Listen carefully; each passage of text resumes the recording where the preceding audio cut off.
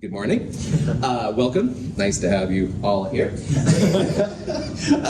Anyway, this Friday, class presentations day. We'll do your class presentation, turn in your paper, Kinetics 1 lab.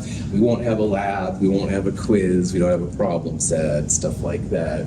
Any questions? Sweet. Today's Wednesday. Monday, we left off talking about the most important equation probably from this section, which is called the integrated first order rate law, all right? And most compounds, when they react, are first order. And we'll talk more about what that means in a little bit. First order things affect the speed, the rate of the reaction directly. So if your system is first order, and that's everything in biology, everything in radiation, and we'll talk about later, and most of chemistry, then the natural log of R over R0 equals minus KT. R0 is how much of the stuff you started with, and R is how much you have left at time t. And K is the rate constant. So like in the Kinetics 1 lab that's due this week, the rate constant K was kind of the holy grail. That's the rate constant K right there. And it's a real helpful kind of lab. Now, I'm going to talk here in a little bit about some other stuff you can do, and also a nice extension of the first order rate law. But for right now, that's the main part. And on Monday, we left with this example. We were watching a sucrose sugar solution decomposing. And we have a rate constant K, and the question is, how long will it take for the sucrose to be mostly used up, i.e. you're down to about 10% of what you had. And so in this case, R0, how much you started with was 0.010 moles per liter, and this number R is how much you have left. And we want to know how long T it's going to take to get to 0.0010. So that's why we put that right there. The rate constant K, T is the only thing here you don't know. Now, this is an example of using a natural log, all right? It's just a tool to use like a shovel. You don't have to be an expert in it, but you should make sure that you can get this number right here, all right? Just make sure that you're good to go with natural logs. So the natural log of 0.001 divided by 0.01 comes out to be minus 2.3. And if you get that, very, very cool. You let that number equal minus KT. So K is the 0.21 number, and time is the only thing you have left. So in this example, time comes out to be 11 hours. Now, a couple of really neat things about this equation. R over R0 is a ratio. So in this example, we had moles per liter over moles per liter, which is cool. You want to make sure the units cancel out, all right? But if it's the same compound, you could have moles over moles or grams over grams, lots of cool kind of things. So it's very, very helpful to scientists. Another thing I want to talk about are the units of K and T. Now, K always has some kind of inverse time, which means like 1 over hours, 1 over minutes, stuff like that. Time will have the same kind of unit, but regular time. So that's why in this case, the time came out to be hours, because K was in inverse hours. If K would have been in inverse seconds, then we would have had seconds for the time that comes out, all right? They'll have the same kind of unit. And finally, there is a negative in there, but everything in this equation is a positive number. So R and R0, K and T, they're all positive numbers. So if you end up calculating, say, a negative 11 hours, just realize that's cool for Back to the Future kind of science fiction things, but that's not very helpful for this kind of analysis. So K, T, R, and R0, all positive numbers. Any questions on that?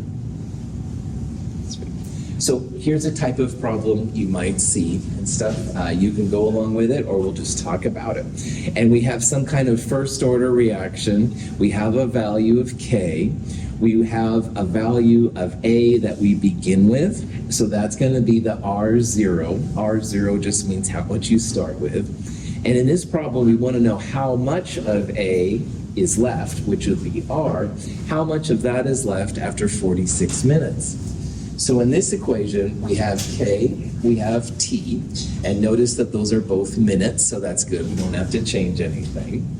We have the R0, and you just want to solve for R. So this is a good time just to make sure that your calculator speed is good to go. In this problem, natural log R over R0, R over 0.36, equals minus KT. And T is the time, 46 minutes, and K is the inverse minutes. Now, why I want to talk about this is that to get rid of the logarithm, the natural log, you use the little e to the x button, the anti-natural log. And on calculators, it's usually like second function ln, something like that. Make sure that you know how to get the anti-natural log, because we'll use it once in a while. You do it to both sides. So the e and the natural log cancel out. On this side, you'll take e to the x, e to all of this, put it in parentheses. And if you get 0.25, you're good to go, all right? And then from there, you take that, multiply it by the amount you started with to get the amount that's left over, 0.090. The amount you have left will always be less than the amount that you started with, all right? So it will never be more or something like that. And we'll see in a little bit that unless you've got pretty lame sig figs, you're not going to have zero amount left over either. We'll talk about that in a little bit. Any question? All right. There's lots of things you can do with the integrated first order rate law. But let's say you don't know if the reaction is first order, all right? So Clifford and I are studying N2O5 breaking down, all right? And it breaks down to NO2 and O2. And we're trying to figure out if it really is first order, i.e. do we really put a 1 right there by the reactant? So Clifford and I study this reaction, and we measure the amount of N2O5 after all these different time amounts. And you can see it's going down, all right? So it's a reactant. Reactants automatically go down. Now, over on this side, I'm taking the natural log of these numbers, and I'll talk about why I'm going to do that here in a little bit. So here's the amounts of N2O5. It's decreasing with time, which is what we expect. And these numbers, all I'm doing is I'm taking natural log of 1, natural log of 0.705, stuff like that. Now, if Clifford and I plot this as the concentration versus time, you can see from this graph, this isn't very linear, all right? It's got kind of a curve to it, all right? And scientists love to have straight lines because it's predictable. That way you can predict how much is left. But amazingly, if you plot the natural log of the concentration versus time, you get a beautiful, if I may use that adjective, a beautiful straight line. And you're like, what the? All right. Well, in the world of logarithms, natural log R over R0, you can rewrite as natural log R minus natural log R0. And I'll be honest, I'm not a natural log person, but this is one of the tricks you can do. And if you do that, you can add natural log of R0 to both sides. You'll end up with natural log of R equals minus KT plus natural log of R0. And you're like, whoopee-doo, that's really exciting. Well, y equals mx plus b. This is, believe it or not, the equation for a straight line. And if you plot the natural log of the concentration versus time, you should have a straight line with a negative slope. The slope will be minus k. And even more exciting is that the y-intercept will equal the natural log of R0. Why is that exciting? Excellent question. So Logs are fun. That's right. The power of math, man. So, gee, I like your comment. Thanks. Anytime you have a first order reaction, you should get a straight line of natural log of concentration versus time. And from your first order reaction here, if you do linear regression, and yes, this is why we did the lab, all right? We're trying to see here. Linear regression on the data will tell you the hard to get K value. In this case, slope equals minus K, so the opposite of the slope is K. But man, even more importantly, you can find out how much of this stuff originally existed. And at first you might think, well, who cares, right? I mean, you know, Clifford and I knew we had 1 mole per liter, whatever, all right? Well, let's say that you're studying a radiative process that's deep in the earth, all right? Some kind of isotope is breaking down. If you plot this, and all radiative processes are first order, you can actually calculate how much was present initially, all right? So once in a while you'll hear about, you know, some study of the earth from 3 million years ago, and certain people with certain spiritual bents like, oh no, only 6,000 years. No, because we can back calculate as scientists how much was there at certain times. And it's really, really cool. So, and linear regression is the doorway that you have to walk through in order to get this, because you get really good values of K, you get really good values of the y-intercepts, so you can calculate initial amounts. So it's really, really cool. And we'll go through some examples of how you can do this. So to bring this all up then, all first order reactions, everything I would argue in biology, everything in nuclear chemistry, and most of regular chemistry as well. If you plot the natural log of your concentration versus time, and you see a nice straight line, that means it's going to be first order. And from that, you can get the rate constant K, which has all kinds of uses, and you can also find out how much of the stuff was present initially. Now, second order and zero order are other orders we're going to look at in this class. And in those kind of cases, if you plot 1 over the concentration versus time, and it gives you a straight line, it's a second order graph. And if you plot concentration versus time, you'll get a straight line if it's zero order. So in the linear regression lab that we did, all right, that one problem, I made you graph different things, 1 over the concentration, natural log of the concentration. And hopefully you saw that the best linear regression was from 1 over the concentration. And that means that it was like a second order graph. Most of the time, natural log versus time will give you the best graph. But there are cases where second order happens, then you'll see 1 over the concentration, or even sometimes you'll see zero order, which is just regular concentration versus time. This is from the kinetics cheat sheet handout, which is one of the things in the companion and online. And it shows the relationships between zero first and second order. And for this conversation right now, this is where the excitement is. If you have data, you're plotting it, you're seeing it decompose with time, you really should plot it as concentration versus time, natural log of concentration versus time, and 1 over concentration versus time, all 3 ways. And if you do a linear regression, get that little correlation coefficient R, you can find out which of those is best. Now, most of the time, you're going to see it's first order. And in those cases, the slope of the line gives you minus K, minus the rate constant. The y-intercept will tell you how much of the initial stuff is there. But if you happen to see one that was second order or zero order, then you can adjust appropriately. Any questions? Okay, so let's say that we do some graph. John just walked in. John and I are doing some work, all right? And we're plotting concentration versus time. And we've got the data. And John and I are plotting concentration versus time, natural log of concentration versus time, and 1 over concentration versus time. And the question is then, which order does our data follow, okay? So what order are we testing if we plot just concentration versus time? Zero, my man, good job, that's right. And this relationship here is anything but linear. It's not a line. You can even visually tell that. So no, it's not going to be a zero order reaction.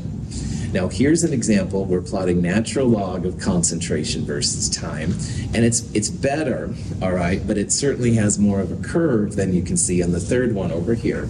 What are we testing when we do natural log of the concentration versus time?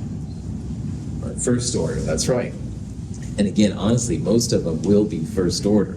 But in this case, you can definitely see that John and I have the best line, the best regression analysis, best example of linear behavior when we plot 1 over the concentration versus time.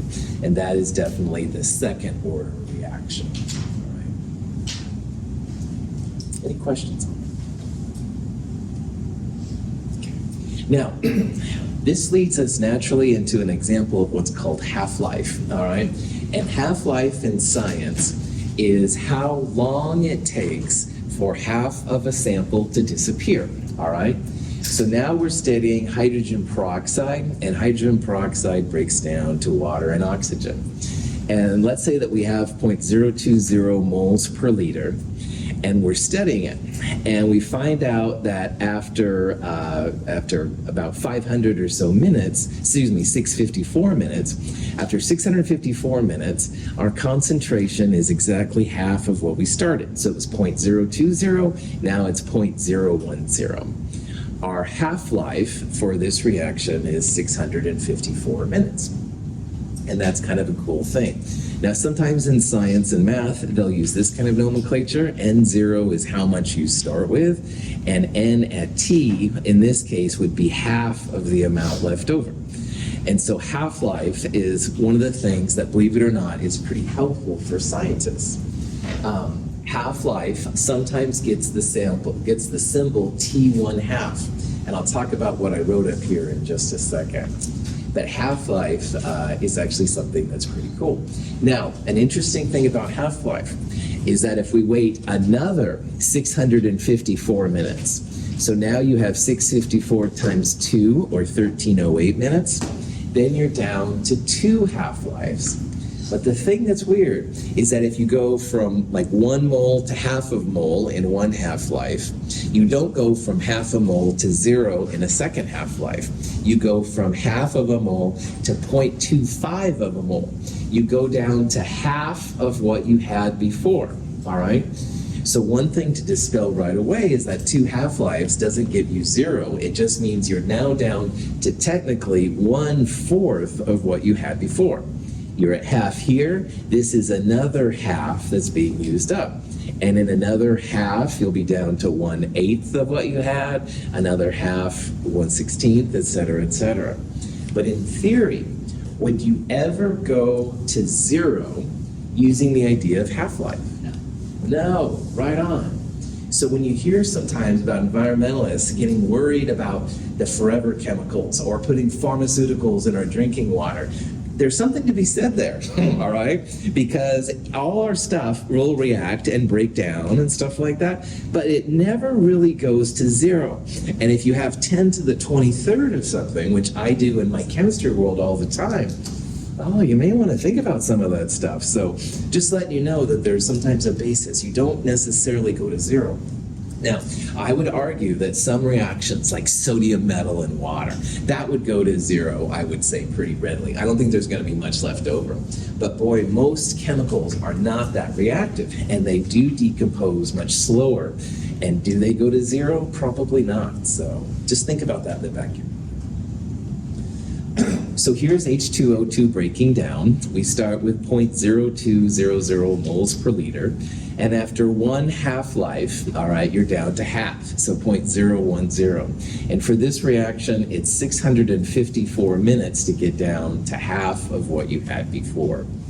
And it might be tempting to think then, well, yeah, 2 times this number, you'll be at 0, but it's not that simple, because after 2 half-lives, you're down to half of the half you had before. So you're technically down to just 1/4 of what you had before, and that's not the same of 0, of course. And then after 3 half-lives, you're down to 1/8, and after 4 half-lives, you're down to 1/16. So you can see how the time here is increasing, and you certainly have a lot less, but it's not zero. And one thing that you as a scientist can think about if you ever go into public policy, government, when does a chemical become safe? And that's obviously a huge subject, but I want you to have the tools to think about it. So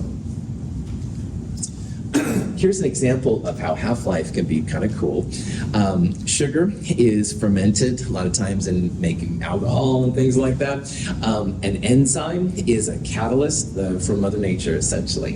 And so it breaks down pretty readily. The rate constant K has been studied. Notice the units again of K are inverse time. And the question is, what's the half-life? Oh, jeez. So, long, stupid story, and if you know about this, thank you for laughing. Half-Life 2 used to be one of my favorite games for a long time, and I used to just love it, but this Half-Life is not the same, of course, as the Half-Life we're studying, but I had to have a reference to Gordon Freeman in there and stuff, so. So anyway, this has nothing to do with the sugar, it's just me being immature. Good, don't say anything. All right, so in this problem, the way to figure out the half-life is that R over R0, the amount that you started with relative to the amount at time t, is going to be 1/2, all right? So if we had 1 mole, we'd have half a mole. If you had 0.1 moles, you'd have 0.05 moles. Whatever ratio you use is going to be 1/2 when the time equals half-life. And here's that T1/2 symbol I mentioned earlier we're going to use for half-life. Well, the natural log of 1/2 is minus 0.693, and that equals minus K, because natural log of 1/2 minus 0.963 equals minus KT. So notice here that there's a negative on both sides. Let's get rid of it. You end up with this super helpful relationship where half-life equals 0.693 divided by K. And that's that other little thing I wrote right there. So in this example, because we have the rate constant K, 0.693 divided by that number, all right, will allow you to find the time. Now, notice what I did here, all right? I took the time, a rate constant K, and I changed it here a little bit into different kind of units, all right? Let me back that up. I had K, it was in inverse seconds, so I calculated seconds. There we go, that's what I was trying to say. I was spazzing there. And then I converted seconds into minutes. How many seconds in a minute? 60. 60, good. That would be a cool thing to know in this area. How many minutes in an hour? 60. 60, right, 24 hours in a normal day. Those would be cool kind of things to know in this section. But you can convert these different things. So right away, because I had a K in inverse seconds, my time came out to be regular seconds. Seconds divided by 60 would tell you how many minutes there are. Not my best explanation, sorry, kind of spazzed. All right, so the punchline. Natural log R over R0 equals minus KT, super helpful. But along with it, the half-life, T1/2 equals 0.693 divided by K. These are for first order processes, which is 99.9% of what we're gonna do, and they do go together. Okay, so here's a reaction. We have a rate constant K, 0.347, and the question is, what's the half-life? And again, my apologies for the Gordon Freeman Half-Life 2 references. That was totally immature, you can ignore it. The way to solve this, 0.693 divided by K will tell you the half-life. But what will be the units of half-life initially? Hours. Well done, Clifford. Yeah. If K is in inverse hours, then time initially will come out to be hours. So whatever number you get, it's going to be hours. And you can see that all of these answers here are in minutes. So multiply it by 60. 2 hours times 60 would be 120 minutes. This is the kind of thing sometimes you'll see with this kind of jazz. Any questions?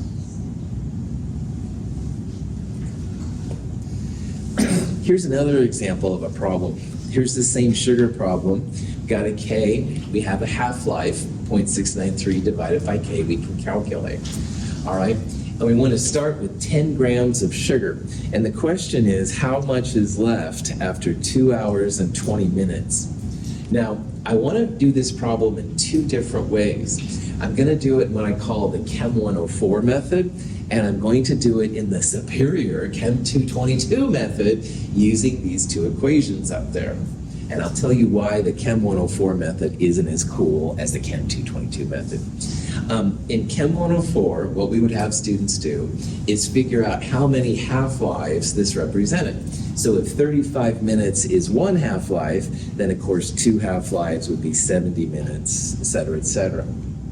Well, if you convert 2 hours to minutes, that's 120. 120 plus 20, 140. 140 minutes divided by 35 minutes is 4 half-lives. So the Chem 104 method we would do, after 1 half-life and 10 grams, you'd be down to 5 grams. And after another half-life, or 35 times 2, 70 minutes, you'd be down to half of this in the third one, half of that for the fourth one. After 140 minutes, you'd be down to 0.625 grams. And if the time that you're waiting for is an equal number of half-lives, it works pretty well, all right? However, there are some limitations of it. So I also want to show you how to solve this problem using the Chem 222 method. And the only difference is that we're going to use the natural log R over R0 equals minus KT. Now in Chem 104, telling them to use natural log can be a little funkier, and so that's why the Chem 104 method works well. But what I would do in the bigger kids class, if you will, natural log R over R0 equals minus KT. Now, in this problem, all right, we need to convert the time t into not only just minutes, but seconds. And we're doing that because k is in inverse seconds. So if you convert 2 hours and 20 minutes into minutes and then seconds, it comes out to be 8,400 seconds. You have to let k and t cancel out. And then natural log R over R0, well, we know that R0, the amount we started with, is 10 grams. So this is where we can use the anti-natural log that we talked about earlier. Natural log is ln, and anti-natural log is the little e to the x button, second function ln. Now second function e to the x will cancel ln. So in this part right here, I'm going to take the anti-log of both sides. So e to the natural log cancels out. So on the left side, we have just r over 10 grams. Now on the right side, this is where the calculator helps out. E to the minus 2.772 comes out to be this number right here. That's where we have to use the anti-natural log. And if you multiply that by the 10 grams, you'll find out R, how much is left, and you do get the same answer, which is really cool. The reason why this is a better method is that in the Chem 104 method, we had exactly 4 half-lives. But what if you had like 3.1 half-lives, or if you had, 8.4? You didn't have an integral number. That's where this other method using the first order rate law is really, really cool. So I'm going to give you, I'll show you examples in the problem set next week about both you can use the Chem 104 method or you can use the Chem 222 method. But this method works all the time. The Chem 104 method is a little bit trickier. Any questions? All right, half-life is super helpful when it comes to nuclear chemistry, which will be the last chapter of Chem 222. This is an example of a tritium reaction.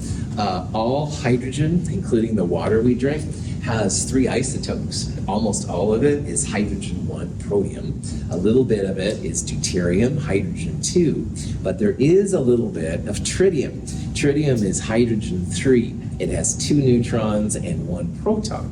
And the reason why that's kind of interesting is that tritium is radioactive. So don't spit out your water or anything like that. It's a normal thing that our bodies are used to. However, it is kind of weird to think about. Tritium breaks down. It breaks down to an electron and a helium-3 isotope. So let's say that you have 1.50 milligrams of tritium, and we want to know how much is left after 49.2 years. That might be a cool thing to do. Now, the half-life for tritium is well known. It's 12.3 years. So we can use this information, and I'm going to show you an example using the integrated first order rate law of how you can find out how much R is left after 49.2 years. So in this problem, you can see we're looking for R. We know that R0 is 1.50 milligrams. We know that the time, 49.2 years, but we don't have K, all right? So in this equation right now, we have two unknowns, R and K. So that's where the half-life is really helpful to scientists. So half-life is equal to 0.693 divided by K. And if you rearrange this, K is 0.693 divided by half-life. So in your calculators, 0.693 divided by 12.3, the half-life, you get this weird number, which is the rate constant in inverse years. That's the K value we need up here. So then you can start plugging and chugging into the first order rate law, minus K, which we got from the half-life, times T is minus 2.77. So natural log R over R0 equals minus 2.77. The anti-log, the e to the x, gets rid of the natural log here, and e to minus 2.77 in your calculator gives you this 0.0627 number. This number we will multiply by R0, how much we started with, to find out how much is left. 0.0941 milligrams of our tritium is still left after almost 50 years has elapsed. So it shows you that the stuff sometimes will stick around for a long time. Maybe this is an okay amount, maybe it's not. That's for other people to decide. But at least you can calculate how much is left. So.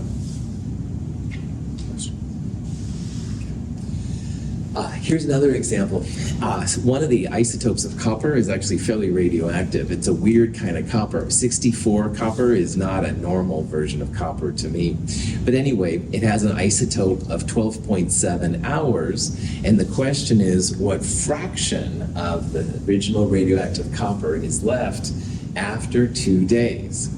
So when I look at a problem like this, I go right away to the units, all right? And K and T, or half-life K and T, have to be in the same kind of hour, or same kind of unit. So you can convert everything over to days, or you can convert the days over into hours, but make sure you're consistent. So in this problem, what I did is I turned 2 days into hours. 24 hours per day times 2 is 48 hours.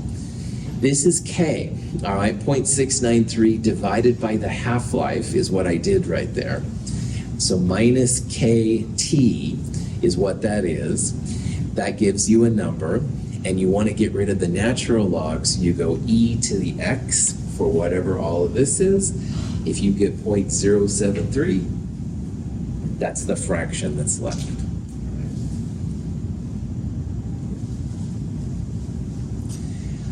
Half-life for first-order reactions is by far the most important, all right? Because that's what all the radioactive processes, almost all the biology things, and honestly, most of chemistry.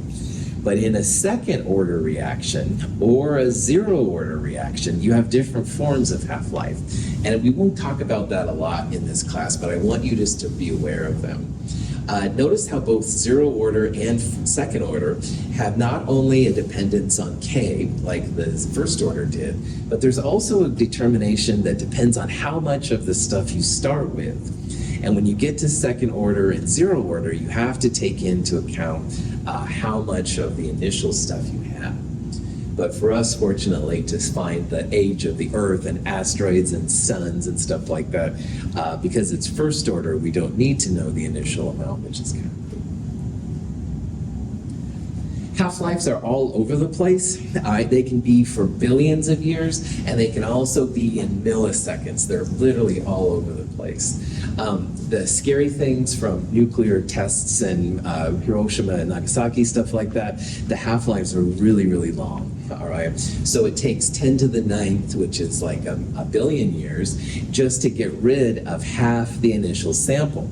So it would take another billion years to get it down to a quarter. You can see where that could get to be a problem. Carbon dating, we're going to talk more about that in the next quarter, but carbon dating has a half-life of 5,730 years. We'll talk about what that means in a little bit. Most carbon is carbon-12 with a little carbon-13. Carbon-14, though, has some uses. In southeastern Washington a few years ago, they released, I think it was an accident, but you never know. It depends how many conspiracy theories you can handle in one day. But anyway, they released at Hanford some radioactive 131 iodine into the air, and that's not good. Anyway, it fortunately has a relatively short half-life, but of course, if you're breathing the radioactive iodine at that time, you won't feel that's very short. Seaborg is one of my favorite scientists. We'll talk about him in the next chapter. His element, Seaborgium-263, has a half-life of 0.8 seconds. So imagine, I say, hey, Kaylin, look at my stuff, and I open it up. Well, in less than a second, I'm going to be down to half of what I had, and another second will be down to even less. And this element, number 111, is roentgenium, after the guy that did x-rays. Its half-life, 0.0015 seconds. So again, I say, hey, Kaylin, look at my roentgenium. It's like instantly gone. There's not going to be anything. Yeah, might be in my body or something doing funky things, but we'll talk about that in the next. Anyway, questions? Okay. Medicine actually has half-lives as well, things in the body. And one of my favorite half-lives is caffeine. So half-life in the body is 3.5 hours. So when you ingest your coffee in the morning, so much caffeine goes in your body. In 3.5 hours, you're down to half that amount, et cetera, et cetera. So lots of uses for half-life. So. Now, all of this so far has been describing the experiment. But the question that I know some of you are asking is why? Why is half-life of caffeine 3.5 hours or roentgenium 0.0015, whatever it was, seconds, right? And these are all really good questions. So now we're going to shift gears a little bit and start trying to figure out why reactants are first order, second order, zero order. And this has to do with what's called the mechanism. And the mechanism is scientists' best explanation for how you go from reactants to products, all right? So as an example of this is a ski lift, all right? And at the very top, you have the skiers that get up there, and they somehow get down to the bottom of the base. And in chemistry so far, we've talked about reactants, where they start, and products where they end up. But we haven't talked about how reactants go to products. So you can imagine this ski lift right here, I would probably be in the baby version here, I'm a horrible skier. I try and take the most mellow way down and stuff like that. However, I'll bet some of you in this room, John, I don't know, you look like maybe you're still working, but anyway, you don't have to say it. You're probably right down here, steepest way, maximum velocity and stuff. You'll be there, and I will have grown a beard by the time I get to the bottom. But anyway, lots of different ways to go from reactants to products, all right? And that's super, super cool. Now, the mechanism is how the chemist would describe going from the top of the bottom to the bottom, to the bottom of this mountain, all right? And we haven't really done that part so far. So it's always a theory. Mechanisms are a theory. It's a projection of what we think is happening. But if we've done this theory right, we will make connections with the experiment, the parts you do with the lab.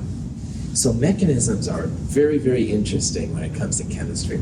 A lot of organic chemistry is studying the mechanism of how you go from some reactant to some product. This picture right here is the scientist's version of the snow wave, which isn't as cool by any means. But what I'd like to do is kind of describe it. This is called a reaction coordinate diagram. And this red line, if you look on it, usually reactants are on the left, and usually products are on the right. So again, in this class so far, all we've done is talk about going from here to here. All right, we didn't talk about what happens in the middle. Now, when we talked about going from reactants to products, we talked about the overall energy.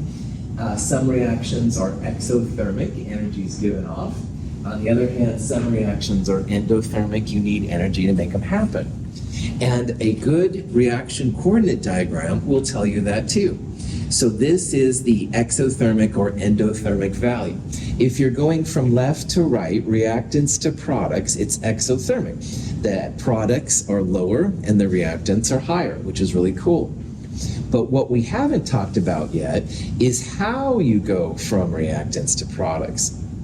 Now, in this problem, all right, we're going from what's called a methyl isocyanide to a methyl cyanide, which is also called acetonitrile. Now, this is the CH3, the methyl group that we're so familiar with, and you can see there's a CH3 right there. Now, black atoms are usually carbon.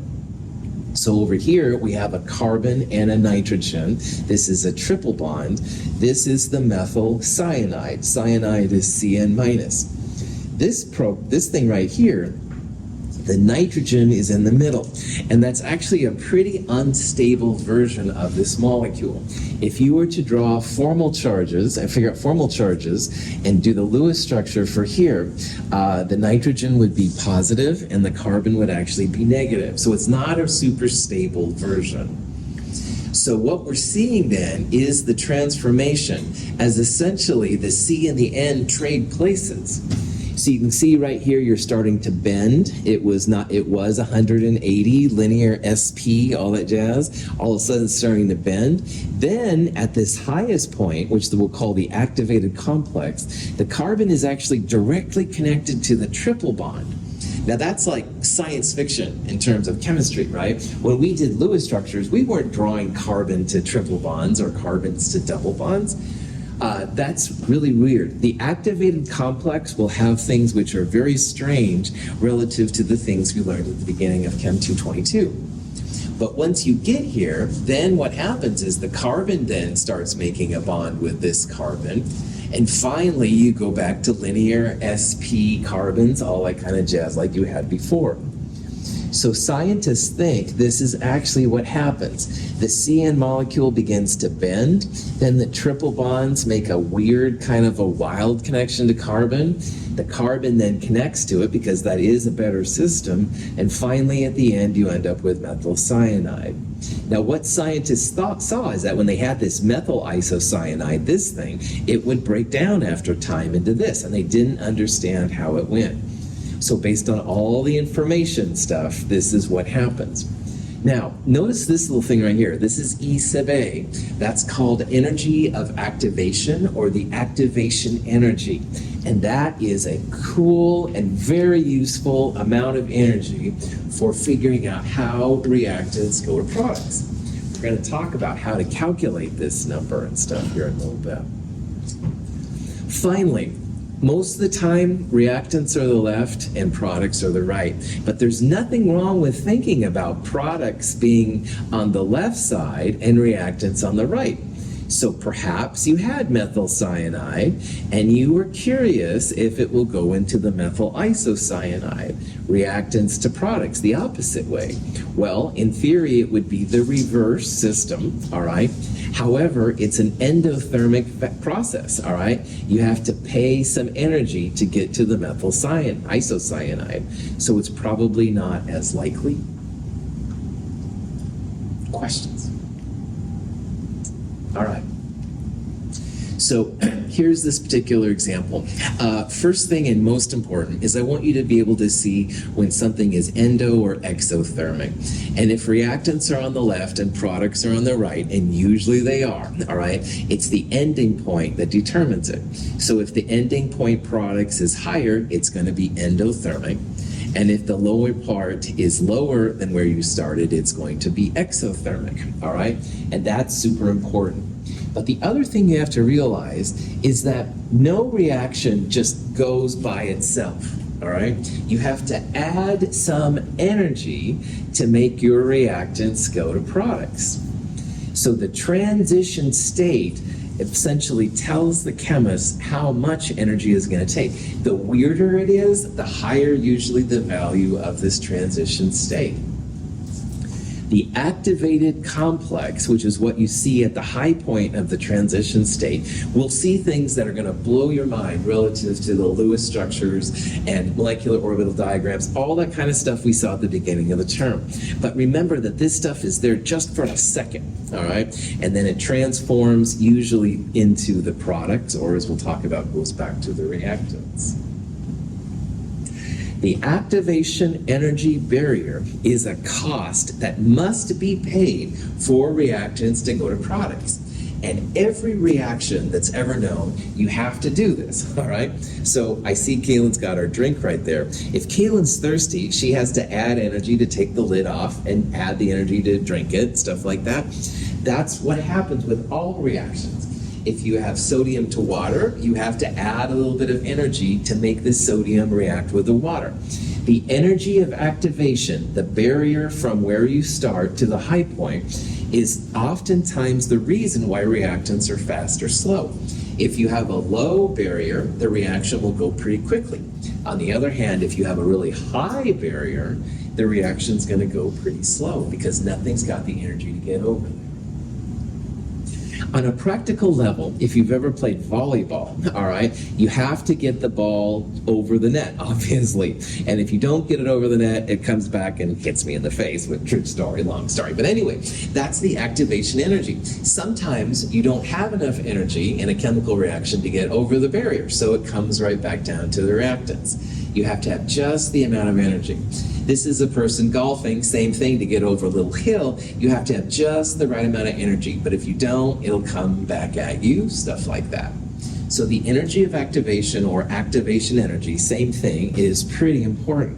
And the higher this energy of activation barrier is, the more slow usually a reaction will go. And so, of course, we're going to worry about calculating the energy of activation, stuff like that, to compare if a reaction is fast or slow. Temperature totally plays a part. Temperature definitely affects how fast and slow reactions are going. But now maybe you can see why. If you have more energy, you're going to have more ability to get that golf ball over that hill so it goes to the other side. On the other hand, if you don't have a lot of temperature, don't have a lot of energy, then going to have harder. No, it's okay. Then you're going to have more of a difficulty getting over to the other side. This is just a cheesy example. And apparently I don't have any sound. That's okay. This is room temperature, and this is a colder temperature. And what we're doing here is, this is called the iodine clock reaction. You can tell it gets kind of a blue color after a while. So at room temperature, it was about 54 seconds. This is a colder temperature, so we would predict it would take longer to get there. It takes more energy, and you certainly don't have the energy if it's colder. So they're timing it now, it's 1 minute, 25 seconds. So about a minute and a half-ish or so to make the blue color. Well, it was less than a minute at room temperature. And that's how all reactions go. Another thing, though, you have to have is you have to have the right geometry. Now, hold on, I do need this sound for this. What is this? Okay, let's try that. Two molecules to react, they must collide. If an ozone molecule and a nitrogen monoxide molecule meet without enough energy to overcome their bond energies, a reaction does not occur, and the molecules separate without reacting. If the two molecules collide with sufficient energy to overcome the activation barrier, but with an orientation that does not allow new bonds to form, no reaction takes place. The molecules will separate unreacted. If a collision occurs between the two molecules with sufficient energy and the proper orientation, then a reaction can take place to produce molecules of O2 and NO2. So when molecules come together, they have to have enough energy to overcome the energy of activation. They also have to have the right orientation, so the N has to be connected and stuff like that. And you can literally measure then the energy of activation going both ways. Now in this reaction, which is exothermic, all right, because the energy at the end is less, you'll have to pay this price. And this E sub A is not only the energy required, but it's also the geometry to a point too. You have to have the right amount down. So getting them both right is really important. On Friday then, we'll start talking about what's called the Arrhenius equation. We'll talk about how temperature comes into play, how to calculate E sub A, but that's enough fun for today. Thank you for being here with the snow. Have a wonderful day. See you on Friday.